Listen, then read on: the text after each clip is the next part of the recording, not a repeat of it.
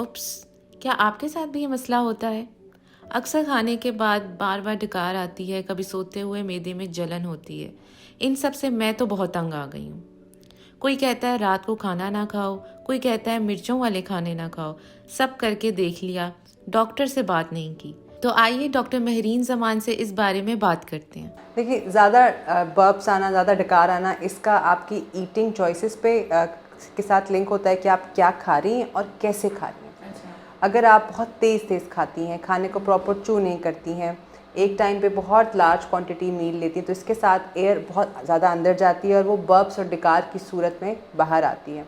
अगर सोडा का इस्तेमाल ज़्यादा है, जितने भी सोडा ड्रिंक्स हैं उनके अंदर कार्बन डाइऑक्साइड मौजूद है, उनके इस्तेमाल से बर्प्स यानी डकार बहुत ज़्यादा आते हैं। अगर आप हॉट बेवरेजेस यानी चाय और कॉफ़ी का इस्तेमाल ज़्यादा कर रहे हैं, तो जब हम चाय और कॉफ़ी पीते हैं तो साथ हम एयर भी बहुत सारी इनहेल कर रहे होते हैं, तो उसके साथ भी बर्प्स ज़्यादा आना शुरू हो जाते हैं। अगर आपका मीठे का इस्तेमाल ज़्यादा है, क्योंकि जब मीठा खाना पेट में हज़म होता है तो गैस बनती है और वो डकार की सूरत में बाहर आती है, तो मीठे का इस्तेमाल ज़्यादा हो उसके साथ भी बर्प्स आते हैं। अगर आपको दूध से एलर्जी है, दूध को हज़म करने के लिए एक एंजाइम होता है बॉडी में जिसे कहते हैं लैक्टेज़, अगर आपके अंदर लैक्टेज़ एंजाइम नहीं है और दूध का इस्तेमाल करते हैं तब भी गैस बहुत बनती है और डकार की सूरत में, बर्प्स की सूरत में वो बाहर आ जाती है। स्टमक इश्यूज़ भी बहुत सारे होते हैं, जैसे अगर आपके पेट में अल्सर है, अल्सर के दो रीज़न्स होते हैं, H pylori infection, pain killer का इस्तेमाल। अल्सर की प्रॉब्लम की वजह से भी बर्प्स ज़्यादा आते हैं। अगर आपको रिफ्लक्स का इशू है, यानी कि जो पेट में एसिड है वो खुराक की नाली में आता रहता है, सीने में जलन होती है, उसके साथ भी बर्प्स हो जाते हैं।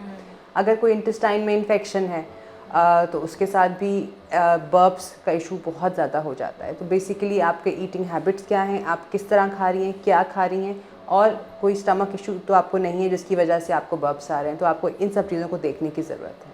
अच्छा डॉक्टर साहिबा, अक्सर ऐसा भी होता है कि मैं सो रही होती हूँ तो सोते सोते ना सीने में जलन होगी या डकारें आएंगी, तो ये क्यों होता है? इसमें आपको ये देखना चाहिए कि रात का खाना कहीं आप बहुत लेट तो नहीं खा रही हैं। रात के खाने और सोने में कम से कम 3 से 4 घंटे का वक्फा होना चाहिए।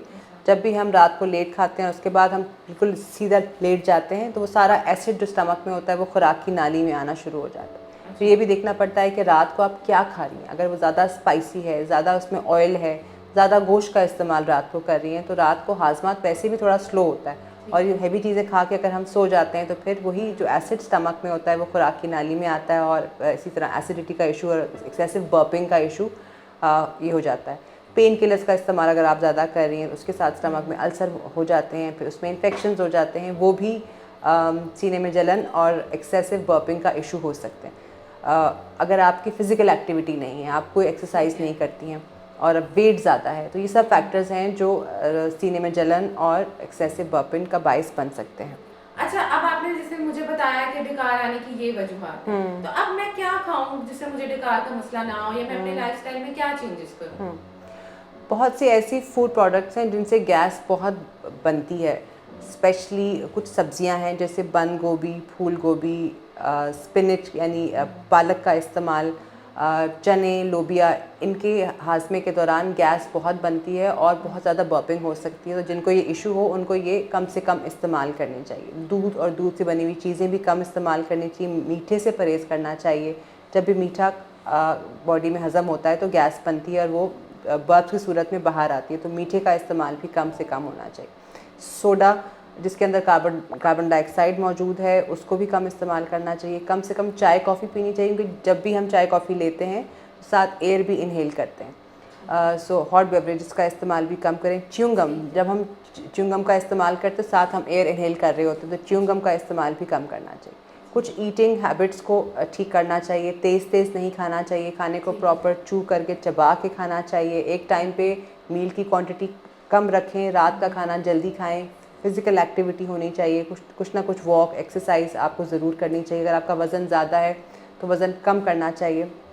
सिगरेट का इस्तेमाल, अल्कोहल का इस्तेमाल, ये भी सीने में जलन और बर्प्स का बायस हो सकती है, तो अपने सिगरेट को भी आपको छोड़ना चाहिए और अल्कोहल को भी अल्कोहल से भी परहेज़ करना चाहिए। बहुत से केसेस में जो हम देखते हैं आम तौर पे जिनको एंग्जाइटी इश्यूज़ होते हैं, डिप्रेशन के इश्यूज़ होते हैं, वो भी हाइपर वेंटिलेशन करते हैं, यानी कि ज़्यादा तेज़ तेज़ सांस लेते हैं और स्ट्रेस की वजह से भी बहुत ज़्यादा गैस अंदर जमा हो जाती है। इसलिए ब्रीदिंग एक्सरसाइजेस करनी चाहिए अगर आपको बहुत स्ट्रेस है, और आहिस्ता आहिस्ता सांस लेनी चाहिए, बिकॉज स्ट्रेस के साथ भी हम बहुत से केसेस देखते हैं जिसमें बहुत ज़्यादा उनको आना शुरू हो जाते हैं, सीने में जलन भी होती है और बर्प्स भी बहुत आना शुरू हो जाते हैं। सो ब्रीदिंग एक्सरसाइज करके अपने स्ट्रेस लेवल्स को भी मेंटेन करना चाहिए।